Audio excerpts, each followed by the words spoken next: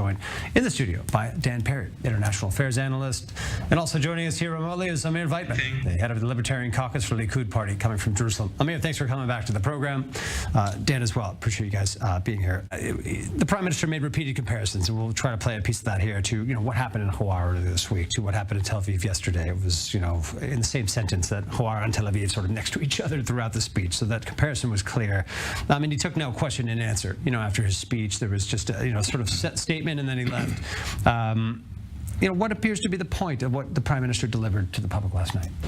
He's trying to delegitimize the demonstrations by slogan-shouting liberals against his efforts to Putinize the country. And he compared it to a pogrom, basically, against innocent Palestinians, carried out by barbaric hotheads looking for property to burn down, cars to torch, and people to kill. And one Palestinian was. He did not say it's the same. He never said that. He said that law is the law and that we will not tolerate breaking the law and violence. He said it is true in Hawara and it is true in Tel Aviv. Yes, but what he said is that breaking the law is not tolerable whether in Tel Aviv or in Hawara. Yeah, in the same sentence. That doesn't mean that the breaking of the law is the same. Really? So, go ahead. Honestly, are you going to compare, an Al-Qaeda massacre to shoplifting at a supermarket? I mean, come on. He put them both, and both are against the law. He repeatedly put them both in juxtaposition in a way that was rhetorically aimed at creating an equivalence.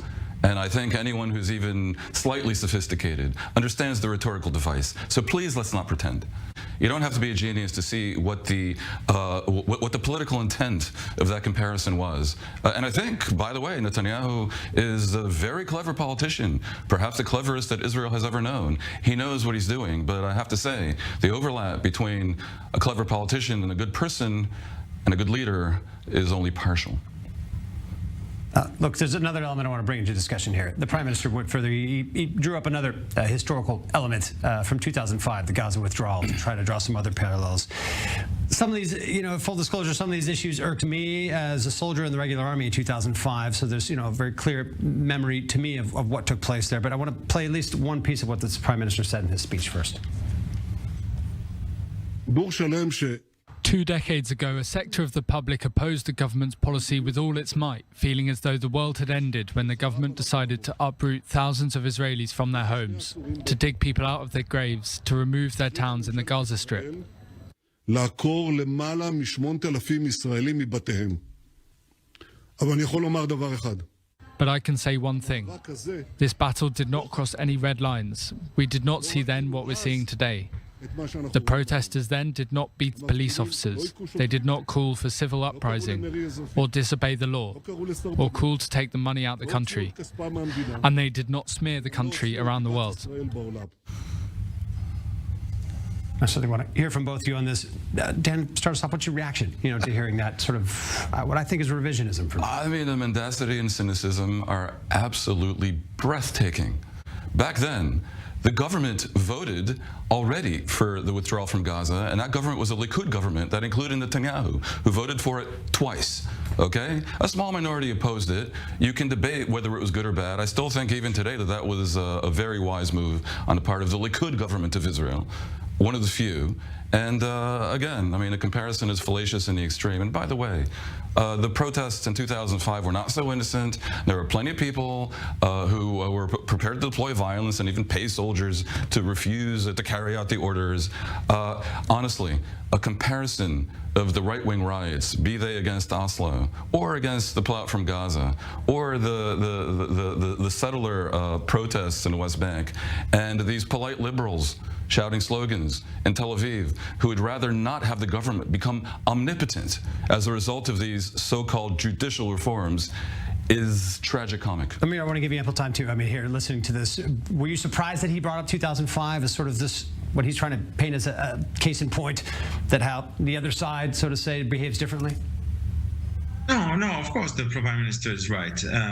No, it's indeed not the same what happened in 2005, what's happening now. In 2005, you had close to 10,000 people who were forcefully kicked out of their houses, their lives destroyed, literally, not almost, not their life's work has been destroyed by the Israeli government. All these people were living where they were living by law.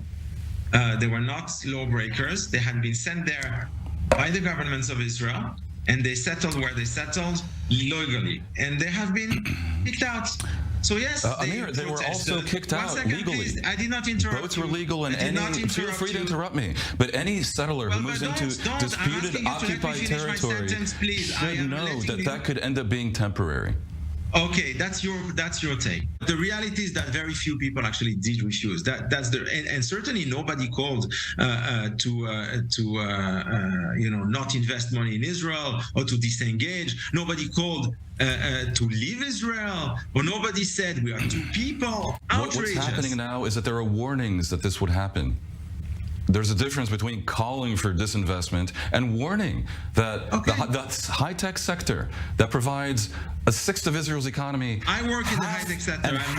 I'm very aware of what's happening in the high-tech sector. Depends on the interest and goodwill and acquiescence and collaboration of foreign investors who may not come to a country run as Russia is run. And I think it's very important that readers, that's crazy. Nobody's talking about doing something like that. I think it's only in people's heads.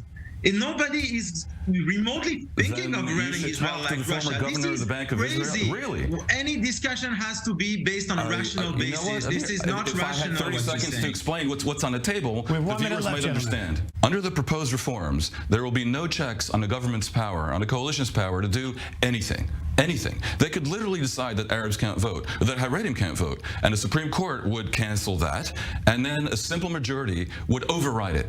There will be no limit to what the government can do. Amir, it is absolute Amir, Putinization. Amir, thank you, Dan. We're stepping out for a short break.